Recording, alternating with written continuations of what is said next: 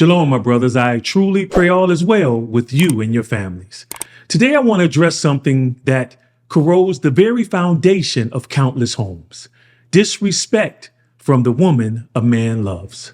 For years, we've been told that women need love and men need respect, as if the Creator Most High divided these essentials between genders. That's complete nonsense. Both love and respect are oxygen for the human soul. One cannot flourish where the other is withheld. But here's the tragedy, my brothers. Many men have conditioned or have been conditioned to endure the slow suffocation of being disrespected by the woman he loves. Instead of confronting the decay, he buries it under silence. He convinces himself that peace is maintained by avoidance. But avoidance is not peace, my brothers. It's actually paralysis. And so the man retreats, sometimes physically, after the children are grown and the house is empty. He files for divorce with the same calmness he once used to suppress his pain and disappointment. Other times he never leaves at all. He just checks out. He numbs himself with alcohol, drugs, or the hollow comfort of artificial intimacy. And at the core of it all is fear. Not fear of confrontation in a physical sense, but fear of exposure. And what I mean by that, the terror of admitting that his wife's tone, her words, her disregard actually wounds him emotionally. Because deep down, he's been taught, like every man, that a man who feels pain is weak, even physical pain. We're taught young that no pain, no gain. But somewhere inside of us, we know that's a lie. We see it play out in sports. If your star athlete, or just say quarterback, tears his ACL, you don't throw him back in the game. You take him out of the game until he can rehab. But for some reason, we've allowed this world to define us as men. And as a result, many of us have lost our lives. But the truth is, my brothers, it's that this stoicism or this silence doesn't make you strong. It actually makes you disappear. A man must learn to speak, not with aggression, but with assertiveness and authority. Not with pride, but with presence. Because until you confront the disrespect that devalues you, you'll keep living beneath the weight of what you refuse to face. And what makes it all worse is the misleading mantras you've been conditioned your whole life to believe. Never let her see you sweat. Happy wife, happy life. That's the classic. Or the one that we often miss, but subconsciously hits us, is when we hear our wives or the woman in our lives referred to as the better half.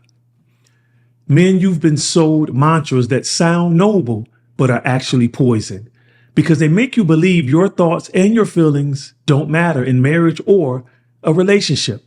And if you believe that long enough, you will start living like it. The Bible says there's nothing worse than living in a house with a contentious woman. And I like to add, there's nothing worse than having to check your heart out of the home you live in.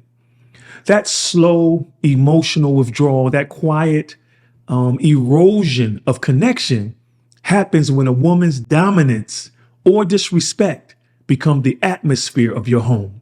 And a man convinces himself that it's just not worth the fight to confront that behavior.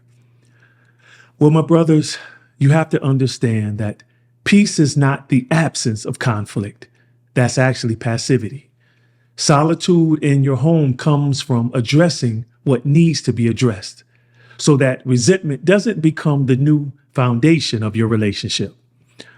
I can't count many times that Nicole and I would have conflict, and it's because I was offended or she was offended by something we either said, but we chose to stop sweeping our issues under the rug, to confront things head on.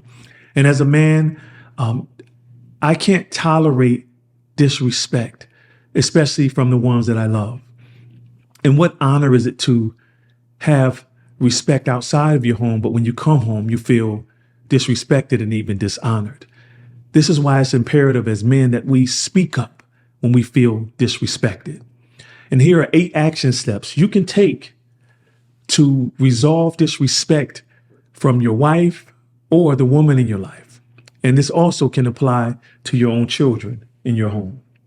Action step number 1, decide if it's worth the fight. When I say fight, I'm not talking about shouting matches or physical altercations. I'm talking about the willingness to engage, to confront, or even when you know your wife may get upset, even cry, or react strongly, you still speak the issue. You can't continue, my brother, to allow the fear of her reaction keep you from having the conversation.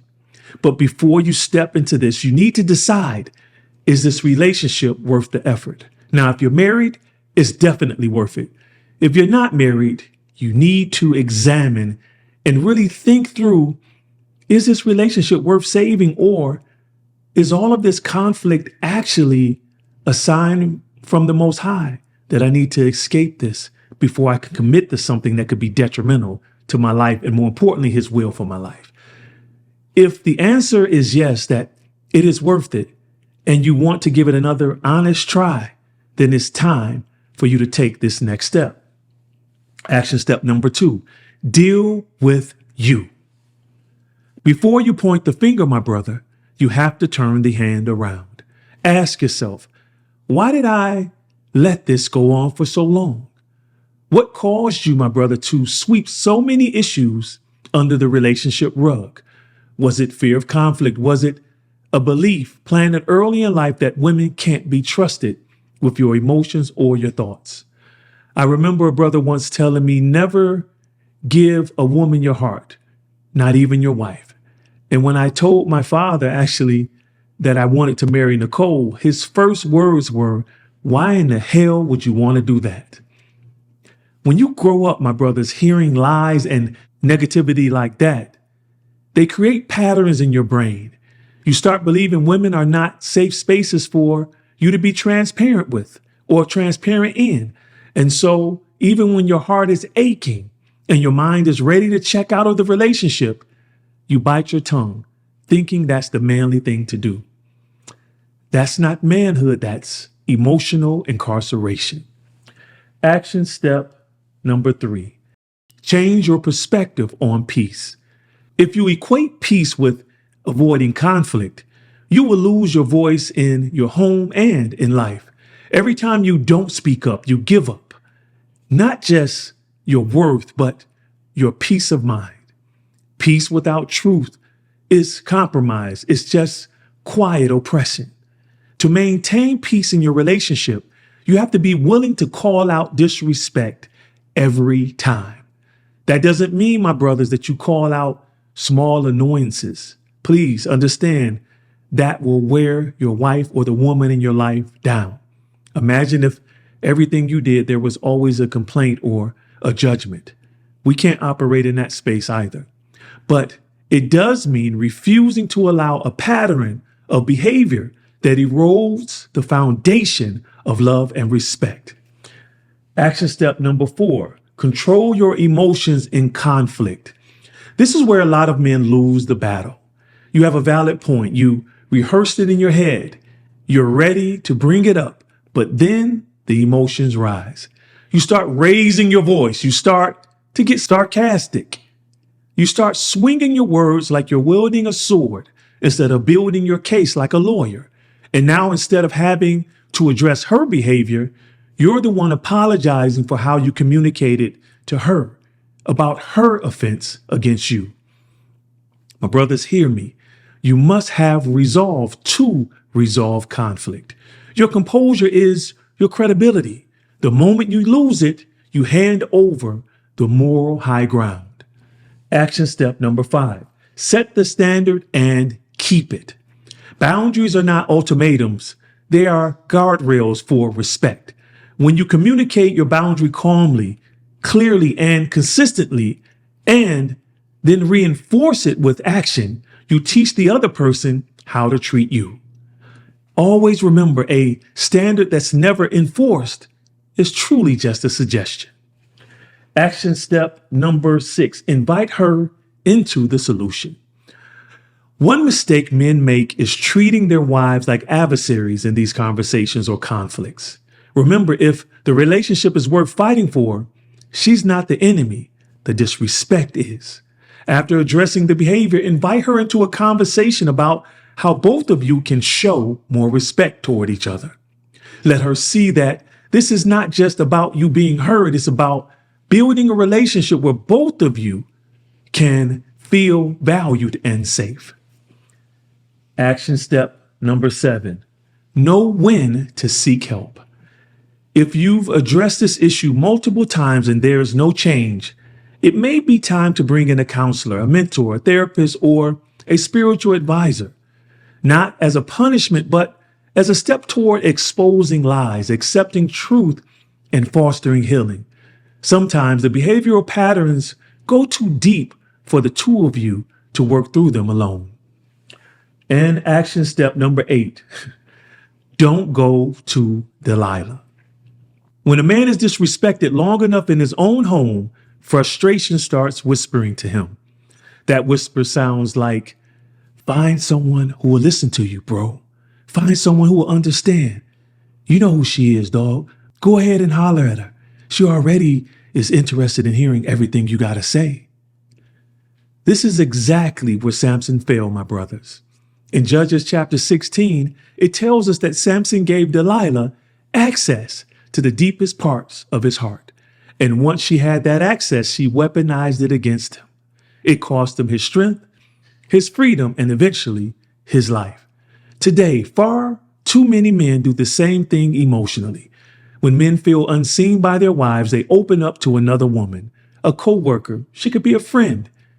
Actually, I don't even really believe in that concept unless your wife approves of her. She could also be someone online that you just communicate with, maybe via direct messages. But you have to be very careful because Satan appears as an angel of light, as it is written, but we know he is not. She seems to understand. She seems to care. Sometimes she may even seem like she's a Christian. But that right there, my brother, should expose her if you're a married man. And here's also the problem. I actually think this is the problem that many men get tripped up on. This woman is not committed to protecting you. She's not your shield. In fact, she might be the one holding the dagger. So be very careful. I strongly suggest avoid her counsel altogether. And if you need to talk to someone besides a therapist, counselor, or pastor, call on one of your friends, your brothers, someone who you know will give you their ear as you have given yours to them many times. In closing, my brothers, I want you to understand that respect is not something you beg for. It's something you become. I don't fight for respect. It's either going to be there or I'm not. You teach others how to treat you by the consistency of your character and not the volume of your complaints.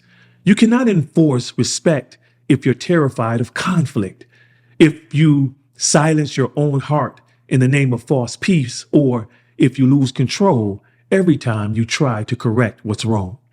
So when disrespect appears, stand firm, my brothers. Speak calmly, but move deliberately. Handle it with composure, clarity, and courage, but never under any circumstance accept disrespect, unless you accepting it keeps you in an advantageous position. Because the moment you tolerate disrespect, you train the world to forget who you are. And you never want to be in that space. As always, my brothers, I hope this video encouraged you. If you want to be notified when I upload another one, hit that subscribe button and turn on notifications. But if you're ready to go deeper, if you want to be trained by me and walk shoulder to shoulder with a community of brothers seeking to become comprehensive men, then join my Patreon brotherhood. The link is below in the description. Until next time, my brothers, keep growing, keep building, and keep striving to be the man the moment demands. Shalom.